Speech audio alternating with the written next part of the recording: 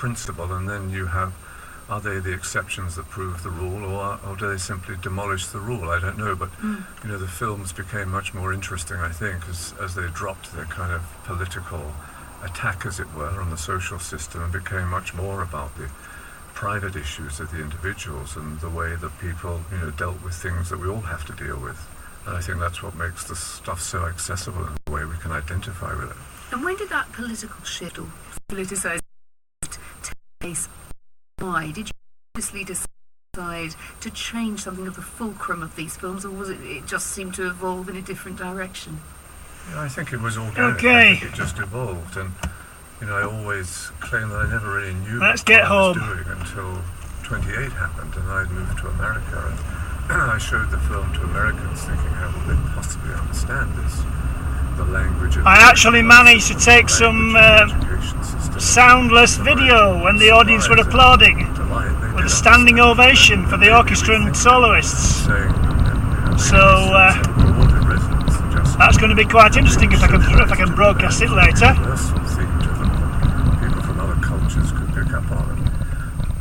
If I can put it together into a little video. Of course, but I think we'd already changed course without knowing it. The sheer power of the personalities involved. And Hi Andy, now, interest they had in their lives and the way that they were dealing with things. how would you like to go to a concert at the Halle The program's about that, and not to harp on about on the 24th of May? social restrictions and whatever. Your own career has changed. 24th of over May. the years as well, and you've worked on Bond movies, on the big Narnia film, but you're drawn back to this documentary. Shostakovich 90 and Beethoven Symphony. Changed over your approach with it. What do you think? I've got a spare ticket for it. Every time I do a new film, there's usually someone else at Granada who's running documentaries, and they usually have ideas how I can sort of update it. And I've always resisted it. I've made other documentaries, of course, during the time, but there's something very simple about the way we did the original ones, and I've tried to keep that. There's some voice inside me said, but your most powerful weapon is going to be the close-up, it's going to be the interview, and that's going to be the easiest thing to intercut if this thing does go on and on. Had I made maybe more fluid documentaries with them, it might have been more difficult to blend them all together. So in some ways, It's a good seat, very good seat, worth 23 quid. I've kept to the old ways, as it were, but I think it's helped me. It's sort of paid off. Proud Luddite. They are, in part, quite critical. No. Some, like Neil, the slightly troubled character that I mentioned earlier, seem to want TV to tell a whole truth about them and to resent that it can't do that.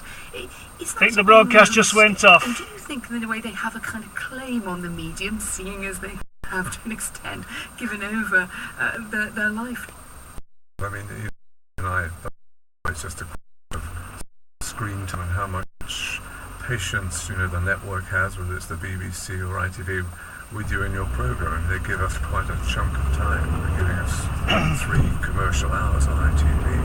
Of course we'd like more. Of course we'd love it. You can't, and it's sort of heartbreaking because, when I came to do 56, I had to chuck out about 80% of what I did at 49. But the joy of it all is now, with the modern technology, you can have a box set, so you can sit and watch them all the way through. But hang on, what about, that's you, they're talking about the producer interest, what about the characters? Because they were the ones, I would say, though, saying you sometimes seem to feel that they wanted to show them as they feel they are, and there's just occasionally that sense of friction, which they are. I think it's a Thursday, it's the 24th of May.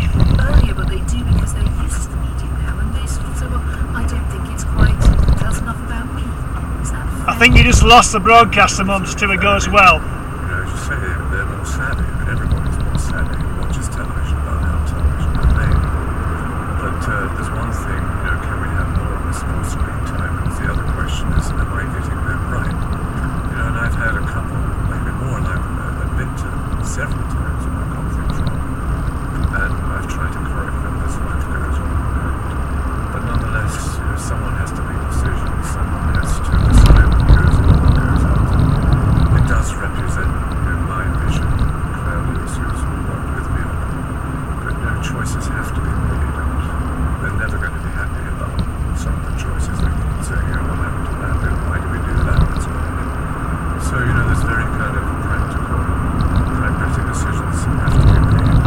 trying to rain again.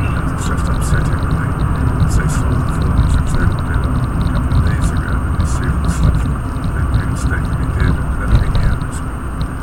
I think it's Claire Lewis, your colleague on the project, who says it does get harder as people get older, and it's much more difficult to see what's Oh dear, we've got a broken down bendy bus. Thinking, would I like this for myself? And I think after seeing it, I felt, yes, I would like it. I didn't think they'd have a big enough truck to recover a broken down bendy bus, but they do. No, I don't know. I've just seen it. If people want to do it to me, then I have to do it. I mean, there's been times in the past when enterprising newspaper editors, have got pictures of me at Alder and done it, and what can I say? I have to do anything anybody will ask for.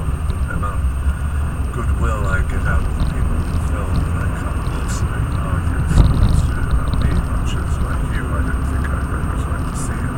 But seeing your own story unfold, it's almost like that idea of being able to watch the sort of... Where's the engine in those bendy buses? Is it right at the back? That is a very particular experience. I suppose it must be. You've had, isn't it? Yeah, it's unique. There's nothing ever been quite like this. I mean, there are other things that sort of fallen behind, whether they'll go as far as I've done. And, I'm often asked, what do they think about doing it? What does it affect us and how?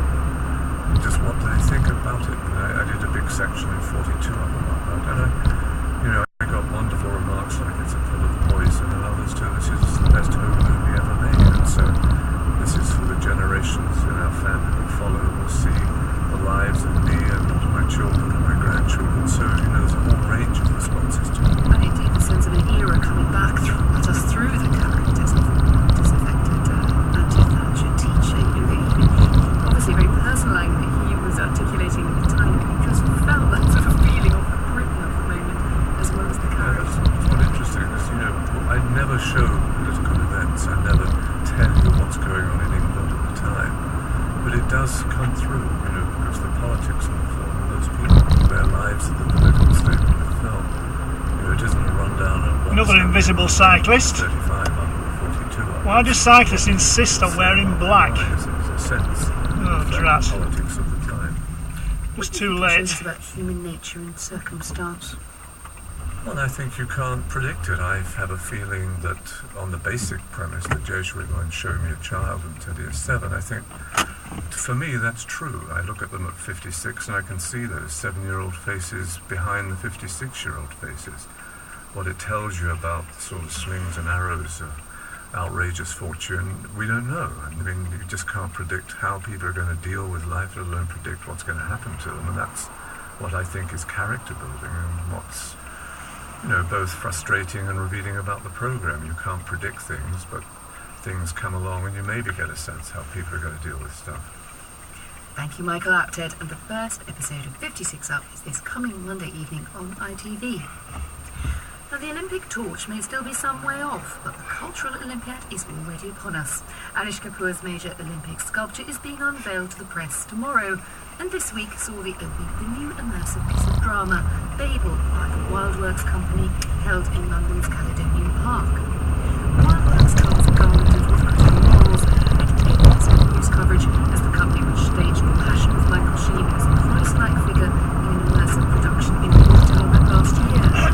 Now we're in London, and Babel is a deeply lit maze of some bewildering human activity through which our critic Suzanne Clapp shall fall to the audience.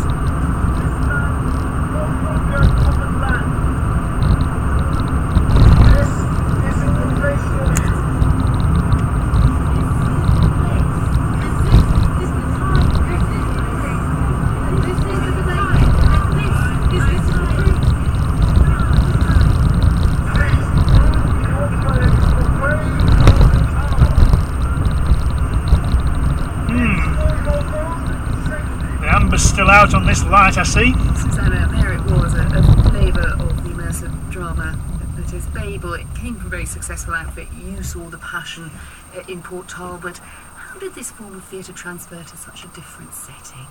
I think it's a question of the form of theatre transferring. I think it's a question of a particular show. This was a disappointment to me. The Passion was without doubt the transcendent, truly transcendent, most imaginative experience of my last theatrical year, and this simply wasn't, for various reasons. I think one can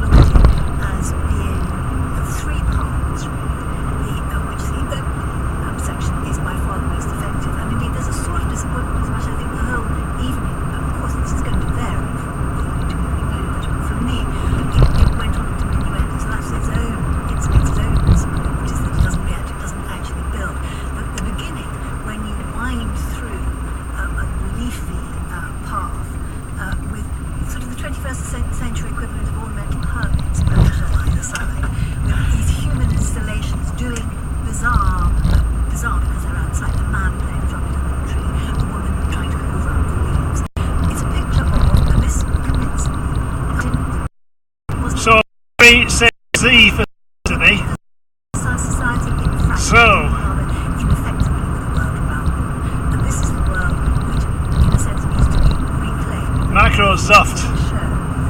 But the experience Microsoft itself is Windows. so key to a lesson, John. I mean, if there is Or an whatever. experience to be immersed in, then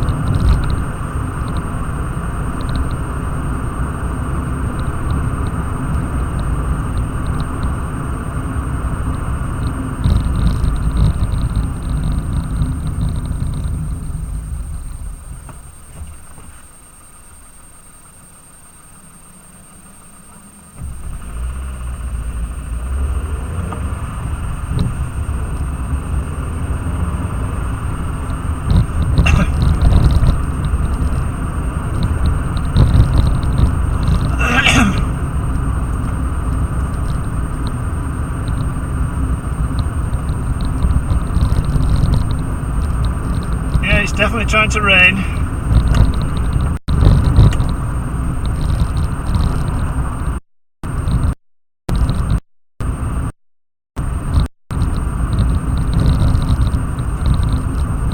I don't know whether you guys saw it, but Frank had a tremendous thunderstorm yesterday. An absolute humdinger of a thunderstorm. Hailstones, rain, wind, the lot.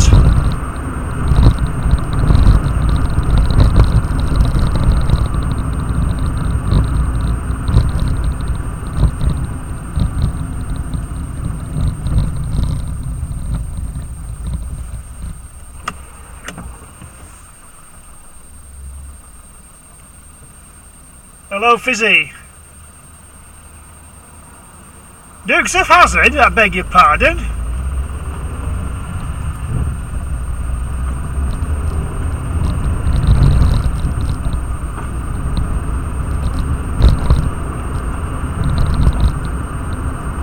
This is definitely not the General Lee.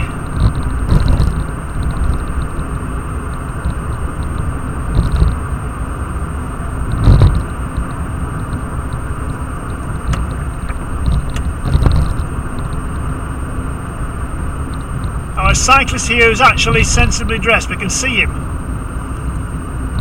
He's not dressed in black. And his reflector works as well. But no lights at the front.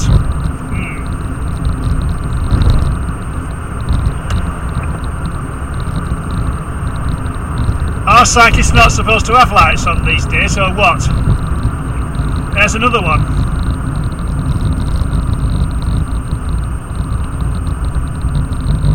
No lights. Mind you, he was on the pavement.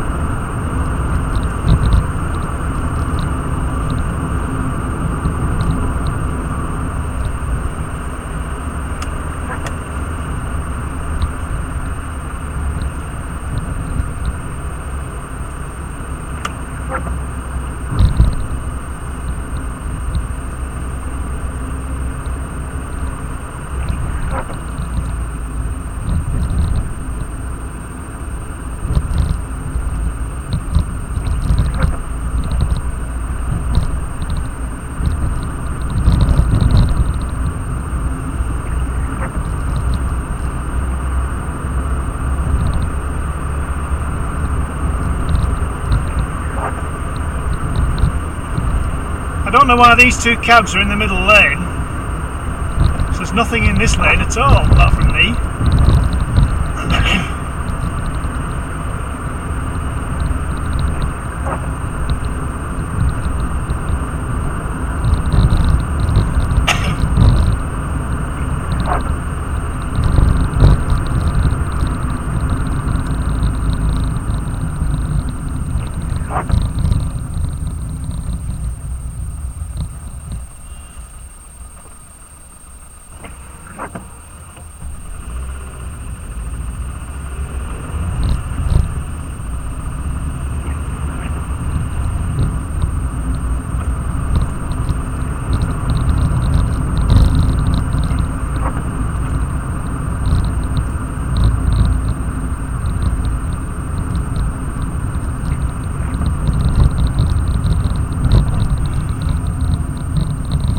wonder if I'm on the street cam again.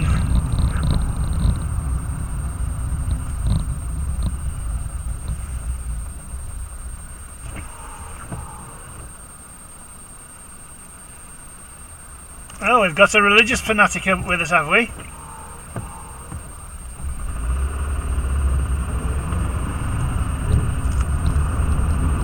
Benedicat vos omnipotens Dei, Patris et Filii et Spiritus Sancto.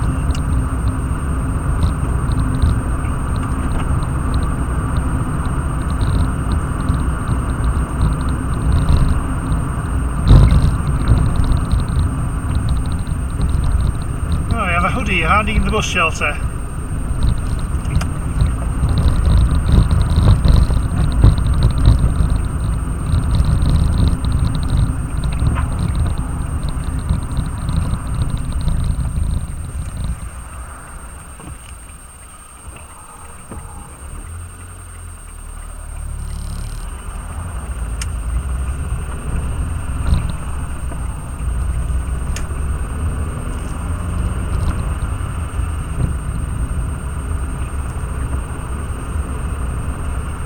I said, blessed be you in the name of the Father, the Son, and the Holy Ghost. That's what I just said. I wouldn't say anything nasty.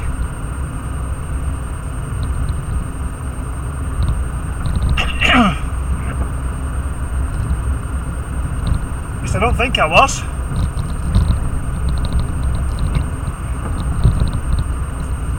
I couldn't read what you said properly anyway, really.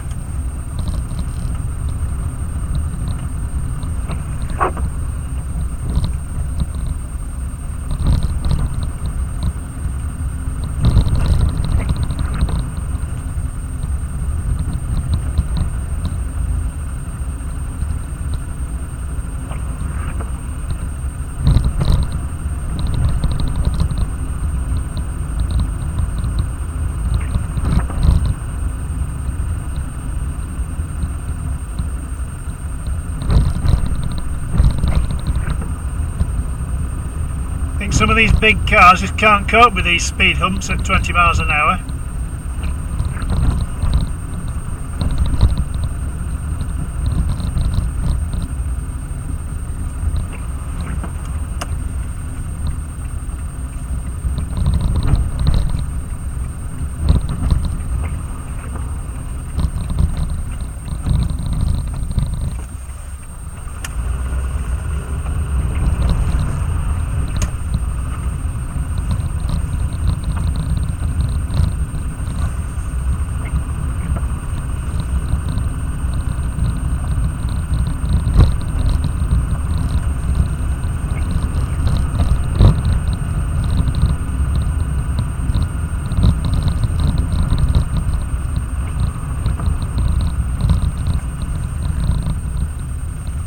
That Mini's parked further in the middle of the road than usual.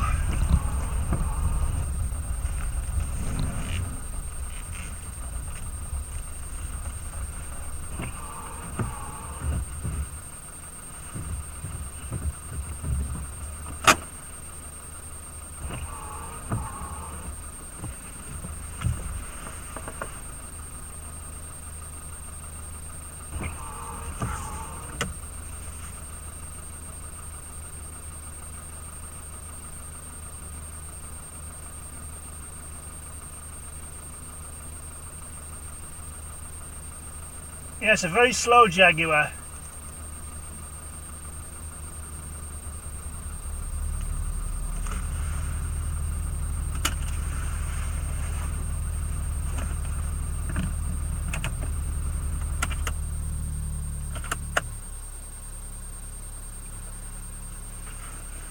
Right.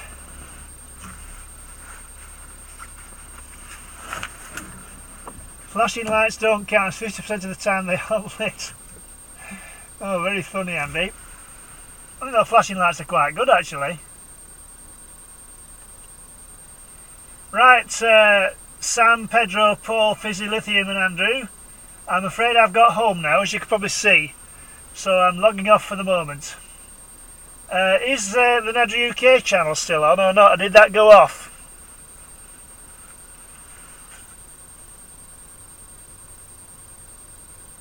You should have seen me arrive on the Nedry UK, actually. Nope. You're welcome, Paul.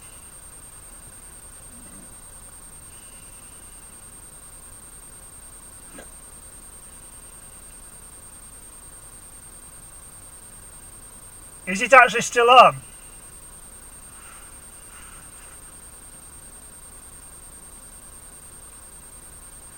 Oh, good. Right. Well, I'm logging off here now anyway. Cheerio for now. I'll disappear very shortly.